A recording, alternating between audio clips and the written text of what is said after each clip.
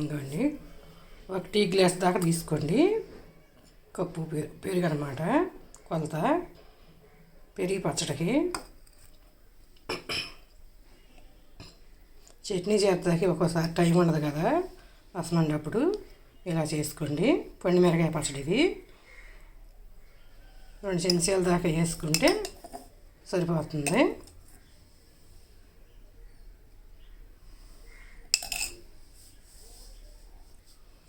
ఇలా తీసుకుని పెరుగు పచ్చడి పెరుగులో ఇలా కలిపేసుకోవడమే. పెరుగులో అంతా కలిసేటట్టు కలుపుకోవాలి.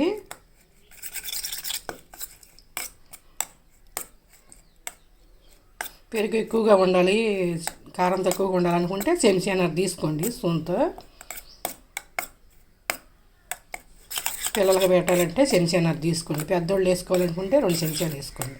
అప్పుడు కారం అనేది సరిపోతుంది. ఇదిగోండి పెరుగు పచ్చడి.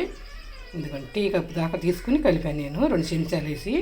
పండు మిరకాయ పచ్చడి పెరుగు పచ్చడి. నేను ఇలా బ్రేక్ఫాస్ట్లోకి పేపర్ దోశలు వేసాను, చూపిస్తాను. పచ్చడి చేసి పెరుగు పచ్చడి వేసి ఇదిగోండి పేపర్ దోశలు వేసాను బ్రేక్ఫాస్ట్లోకి. ఇలా నీడ కనపడాలి చేయి పెడితే పేపర్ దోశలకి. కనపడుతుందా? ఇవన్నీ పేపర్ దోశలు అంటారు. బ్రేక్ఫాస్ట్లోకి పెరుగు పచ్చడితో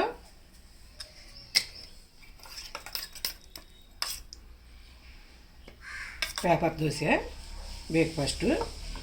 అట్లా పెరుగు పచ్చడి కలుపుకుని 2 మినిట్స్తో అయిపోద్ది పచ్చడి.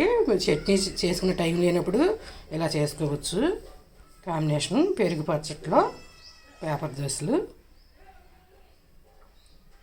చాలా బాగుంటాయి, చేసుకోండి.